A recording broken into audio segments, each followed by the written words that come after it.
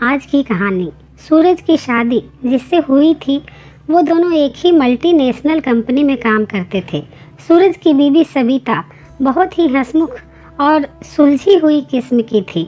दोनों की शादी को अभी 5 महीने ही हुए थे। सविता अपने माँ बाप की एकलौती औलाद थी और बड़े ही लाड़ प्यार से पली बढ़ी थी। घर का काम उसे कम ही आता था, खाना उसे बनाना नहीं आता था। चूँकि नौकरी करती थी तो माँ ने एक काम वाली रख ली थी जो सारा काम करने के साथ साथ खाना भी बनाती थी। सविता की ज़िंदगी बढ़िया चल रही थी। उसे ससुराल जाना भी अच्छा लगता था।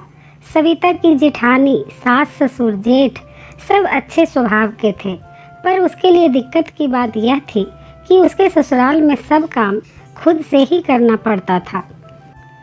वहाँ पर काम वाली बाई नहीं थी।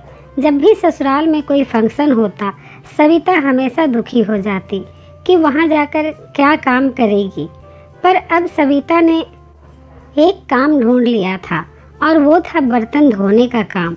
वो हमेशा बर्तन वाली जगह पर ही खड़ी रहती।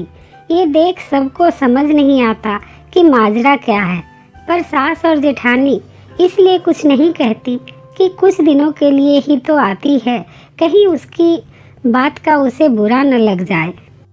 पर इस बार जब सविता गांव आई और बर्तन के पास खड़ी दिखी तो बड़े भाई ने मजाक में अपने भाई से पूछ ही लिया, भाई ये क्या माजरा है। ये सुन सूरज एकदम से बोला, भाई साहब ये इसका पसंदीदा काम है और उसके पसंदीदा काम से उसे रोकने वाला मैं कौन होता हूँ। ये सुन सूरज के भाई को समझ आ गया कि सविता को रसोई घर के काम में मुश्किल आती है। उसने अपनी बीवी से इस बारे में बात की। सविता की जेठानी ने बहाने से सविता को घर के कामों में उलझाना शुरू कर दिया। अब सविता को बहुत सी चीज़ों की समझ आ गई थी और घर के दूसरे कामों को भी करने का प्रयास करने लगी। सूरज कभी कभी सविता को चिढ़ाने के लिए अब भी बोल देता कि बताओ कि क्या अब भी तुम्हारा पसंदीदा काम बर्तन धोना ही है या बदल गया है। सविता बड़े भी प्यार से जवाब देती, अब मैं हर काम में निपुण हो गई हूँ, इसलिए सारे काम ही मेरे पसंदीदा हैं।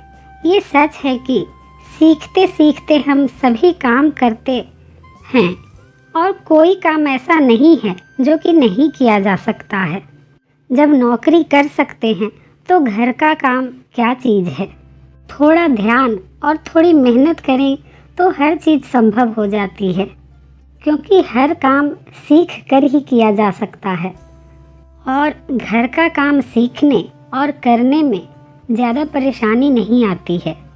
ये सब सुनकर सूरज को तसल्ली हुई कि चलो अब दूसरे काम भी करने में इसको अच्छा लग रहा है, ये अच्छी बात है।